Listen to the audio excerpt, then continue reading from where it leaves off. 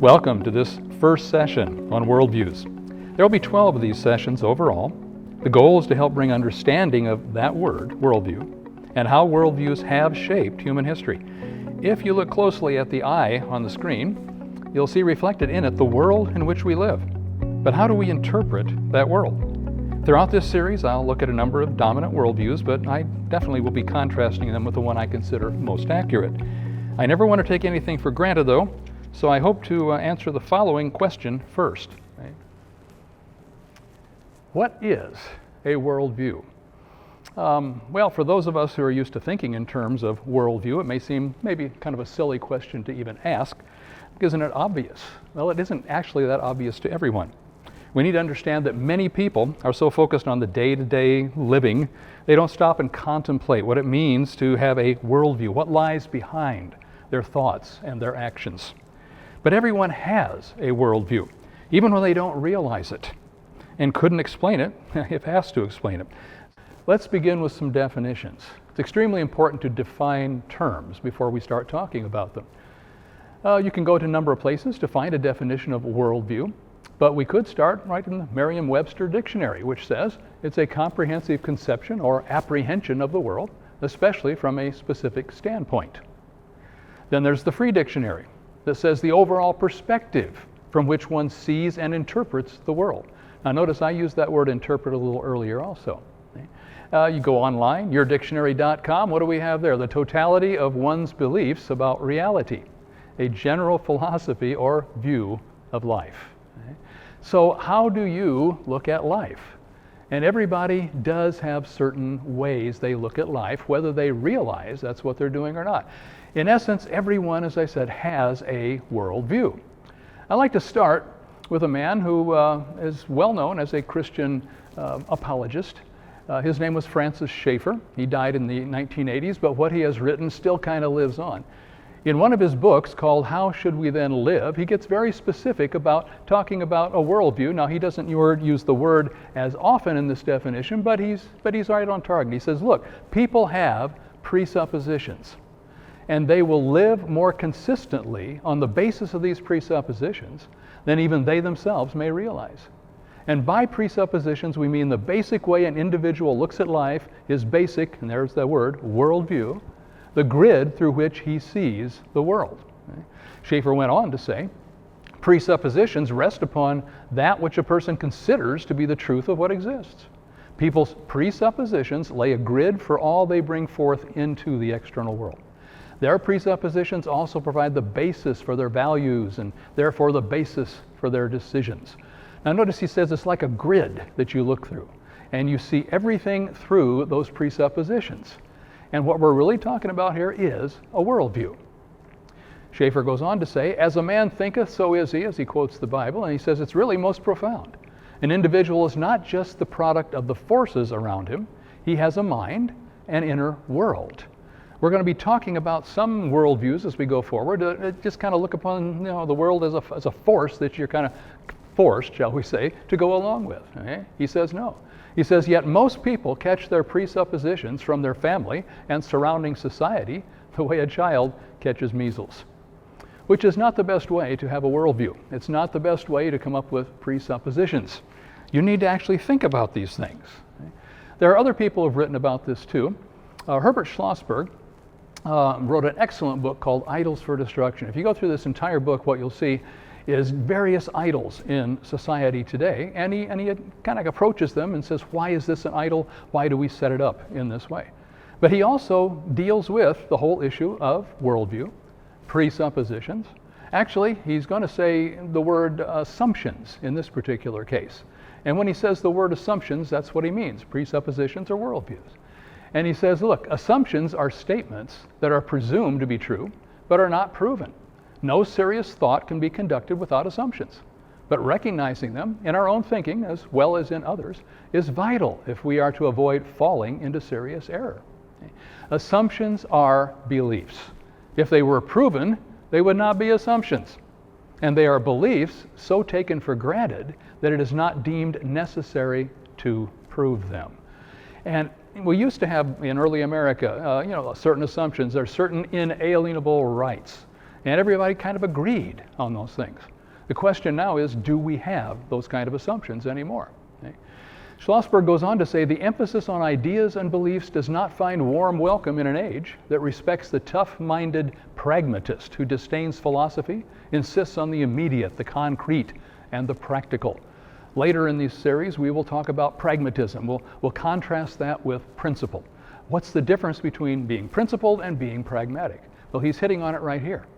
And then he goes on to say, but it's impossible for anyone to say that he will avoid philosophies and simply live pragmatically, because that statement is based on a philosophical belief that he has accepted without even realizing it. Legions of ordinary people know how to use such ideas as, and you've probably heard of these things, inferiority complex, relativity, pragmatism, although scarcely any of them have read a page of Freud, Einstein, or Dewey. They won't even know where these concepts come from. But yet they kind of filter into our mind, and our society, responds to these things, and we use these words all the time. Since I'm a historian, I decided what might be good is to look at how historians have dealt with worldviews. Because historians have, as they approach history, they have certain big explanations for things. So in essence, what they really have are worldviews, and they come at it from various different perspectives. And throughout history, we've had different people and different societies that see things in a different way.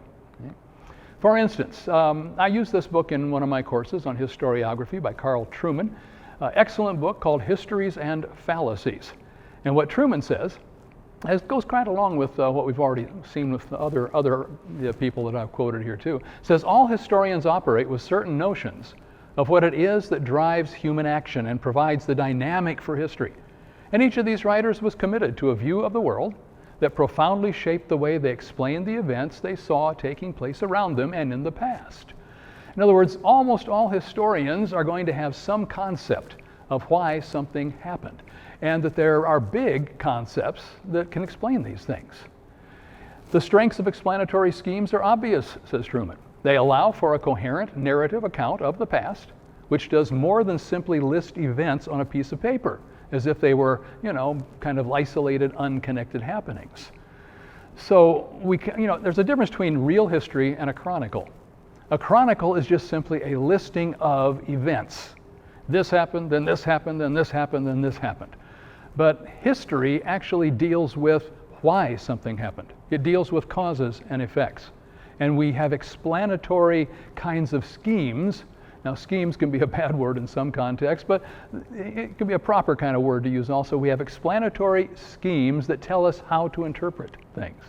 And he goes on to say, rather they offer ways of establishing causal or influential points of connection between such events in a way that brings out the reasons, like I just got done saying about cause and effect, the reasons why specific things happened in the way they did. Historians do not think in isolated sound bites. They think in terms of larger patterns and networks of happenings. So, by the way, a lot of people don't like the historical profession anymore. They think, well, who needs to learn history? Henry Ford was quoted at one time saying something like, history is bunk. He said that primarily because he thought, no, we need to make our history and move forward. He had a hard time thinking there was something valuable to learn from history. But I think there is. And we're talking about these explanatory schemes. And if we go back in history, what we find is that there have been three basic philosophies of historical interpretation. First of all, there was the cyclical, which I'll explain in just a minute. Then there's the providential, and the last one to come on the scene is progressive. And I say it that way because they did kind of dominate throughout history in that order. The cyclical is something that came from more ancient societies. For instance, if we look at the history that's written in places like Egypt and Sumeria, in Babylon and among the Greeks, what we are going to see is a cyclical way of looking at life. Right? That's the worldview. And therefore, when they write their history, they're actually looking at it through the way they see the world. And how do they see the world? Nature predominates. They see orderly and predictable fluctuations. The seasons, we go from, you start with spring, and then you go into summer, and spring is when you plant, and summer is when things grow, and the fall is when you reap it, and the winter is when the land rests. And so they are working with these seasons, and everything is cyclical. It just keeps happening over and over like that. Is that a worldview that we should have? Providential design. That sounds like God's in charge. Well, that is the perspective here. History is the story of the unfolding of God's grand scheme for mankind.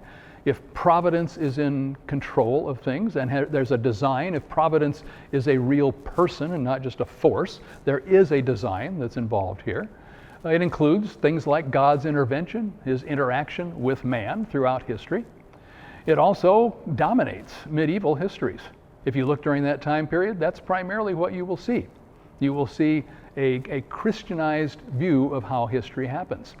Now, keep in mind, though, that not all of these approaches fit within a Christian framework. It can be providential and not be Christian. In the 19th century, one of the historians in America by the name of George Bancroft wrote a history of the United States, but he was coming at it primarily from a transcendentalist point of view, but yet it was still providential. So we've got the cyclical, we've got providential design, and then we have the progressive. Okay? So what do we mean by progressive? First of all, it comes out of the 18th century. It's Enlightenment-based human reasoning, in which you're trying to steer away from the providential aspect and concentrate primarily upon human reasoning. Right? We see that it lays out a vision of the future by which to bring about human redemption. The concept of redemption doesn't go away. It's just that, who's going to be the ones to redeem us? And mankind at this point. Because the mechanism driving history and the worldview behind it is totally secular.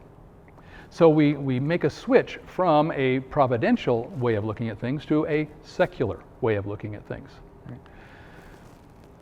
This man, Voltaire, is someone you might be familiar with. Voltaire, who was rather skeptical about the Christian faith, says history is a movement away from ignorance, superstition, and bondage toward rationality, enlightenment, and improvement, possibly achieving perfection. Okay? Now that's a lot of faith. Possibly achieving perfection. Is that where we're really going in history? Yeah. The progressives would say yes, because things are progressing and things will get better. Another example of that would be this man right here, Marie-Jean Antoine Condorcet. And we're talking about during the French Revolutionary times. Right? And what Condorcet did is he wrote a book called A Sketch for a Historical Picture of the Progress of the Human Mind. That sounds like a grand kind of book to try to cover everything. And he tries to. 10 stages of history, he says. I will not go through all 10 stages. But I will get you to the final one, in which he says, the final stage is the abolition of inequality between nations, the progress of equality within each nation, and the true perfections of mankind. Kind of like where Voltaire came from also. We're eventually possibly being perfected. Now, for these people, it's more like getting out away from the providential mindset, getting away from the church that dominated the Middle Ages. Later, we'll talk about the Middle Ages. Later, we'll talk about this thing called the Enlightenment, which was a reaction against the Middle Ages. And then even beyond that, the Enlightenment finds its own reaction in something called Romanticism. Different worldviews dominate at different times. Right? This man right here, George Wilhelm Friedrich Hegel, gave us something along this progressive line. Hegel is famous for something called the dialectic. And I won't try to go into a big explanation of that right now. I do want to come back to that later when we talk about Marxism, because Karl Marx really kind of based a lot of what he did on what Hegel said here. Anyway, Hegel, the dialectic is a thesis, an antithesis, and a synthesis. Now, the easiest way that I can understand this to try to explain it to people is the thesis is the way things are in society. Okay? So we have a certain type of society. We see things as normal, a certain way, and then something comes along that challenges that, and that, of course, will be the antithesis, the opposite of it. And what happens when the thesis and the antithesis kind of come together, you don't get rid of all the thesis, the way things are, and the antithesis, the way things are not, doesn't take over completely, but the two are kind of merged together to create what we call a synthesis, a brand new kind of thesis. Now, Hegel called this God's built-in engine. And the whole point here is there's going to be a constant upward movement for civilization. Now, that took a lot of faith on Hegel's part, to believe that everything is going to get better and better as a result of this dialectic. Even devastating events, he says, such as wars, could be seen as God's hand at work. And so what we have here is a belief, a faith, a worldview that says things are going to get better and better, and this is the mechanism for how that is going to happen. Okay? The Marxist perspective is going to be based a lot upon what Hegel has laid out here. And the first thing we need to understand is that Marx and Engels would say that history is marked by exploitation and class struggle. Everybody is part of a class, and they don't like the class that is above them. The people above them are the oppressors, the people underneath are oppressed, and that's the way you need to understand history, and that's a worldview. That's an explanatory scheme that they're operating from. They would also say that man has gone through stages of history that will ultimately lead to pure communism. And finally, just the perspective is that the material world is pretty much everything. And economic determinism is your explanatory scheme. That's how everything happens. Now that's just kind of an overview at this point, but there will be a time later in one of the sessions when I will kind of dig into this Marxist philosophy, this worldview, more seriously, and we'll talk more about what it's really trying to promote here. Going back to Truman's book, what we see is he says Marxism was never simply a political program. Like Nazism or fascism, it was rather a comprehensive way of looking at the world. That is why there were attempts at communist art, communist architecture, communist music and literature, even communist science. In other words, it had to have that, adjective in front of it to be legitimate. It had to be communist this, communist that. Right? Truman goes on to say it also transformed understandings of economics, of culture, and most relevant for our purposes, of history. Indeed, it offered a comprehensive explanatory scheme that not only explained the past, but also, and this is crucial, allowed for the prediction in broad terms of the future as well. And again, if when we get to the Marxist explanation of things, we're going to look at the predictions that were made and figure out if any of those predictions, actually came true. Right? Let's go back to what Herbert Schlossberger said in his book, Idols for Destruction. Schlossberger talks about something called the cult of historicism. Now this may take a little bit more to try to figure out, but hang with me with this one. He says, the idolatries of history will exalt an age, whether it's past, present, or future, or a process, now that could be the Hegelian approach to things, or an institution, or a class, the Marxist, or a trend, and make it normative.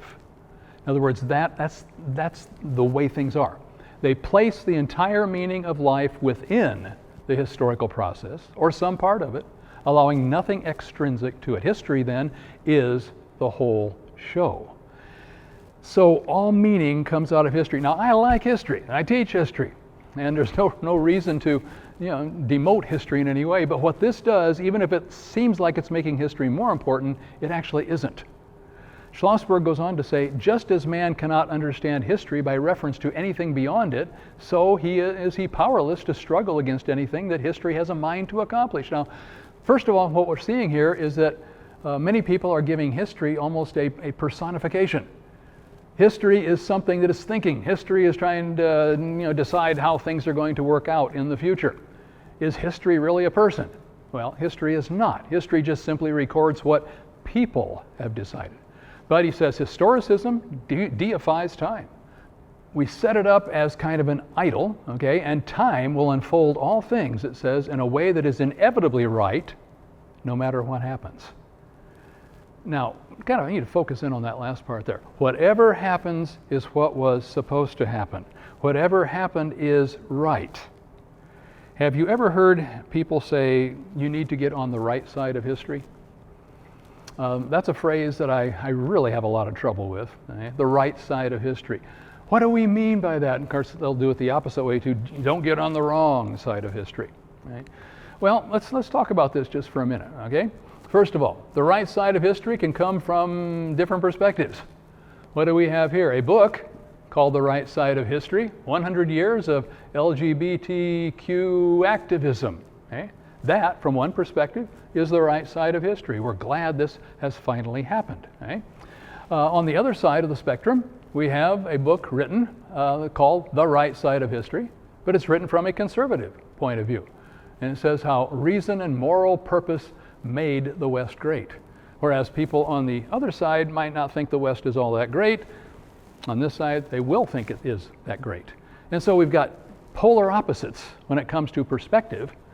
And what we're seeing is they both use the same terminology here. Okay? Going back to this side over here, what we see on the right side of history, just an example of a couple of people. Bernie Sanders, who's a Democratic senator in Chicago in 1963, arrested for protesting against segregation. Over there we have Jeremy Corbyn, London, 1984, who was leader of the Labour Party in Britain, and it says arrested at anti-apartheid demonstration. So that, according to that perspective, is the right side of history. Well, coming back over here, what do we see? You know you're on the right side of history when the people who oppose you are burning American flags. Everybody likes to use that term. I don't ever use that term. I don't want to talk about being on the right side of history. I want to just be on the right side of thinking. And when I'm on the right side of thinking, I might be able to understand history the way it ought to be. Let me turn to someone now that I do like an awful lot. His name is C.S. Lewis. And he has a perspective on this concept of historicism as well. And here's what he says. Some who in general deserve to be called true historians are betrayed into writing as if nothing failed or succeeded that did not somehow deserve to do so. We must guard against the emotional overtones of a phrase like the judgment of history, as if something just had to happen a certain way. He goes on, if by one miracle the total content of time were spread out before me, and if by another I were able to hold all that infinity of events in my mind, and if by a third God were pleased to comment on it so that I could understand it, then to be sure, I could do what the historicist says he is doing. Okay? That's a big if. He says, I could read the meaning, discern the pattern. Yes, and if the sky fell, we should all catch larks. I do not dispute that history is a story written by the finger of God, but have we the text? Now, from a Christian point of view, we have a text when it deals with part of history, but what do we do with the rest of history? What is a Christian, Judeo-Christian, biblical concept of worldview and how that applies? That's where we'll go in session 2.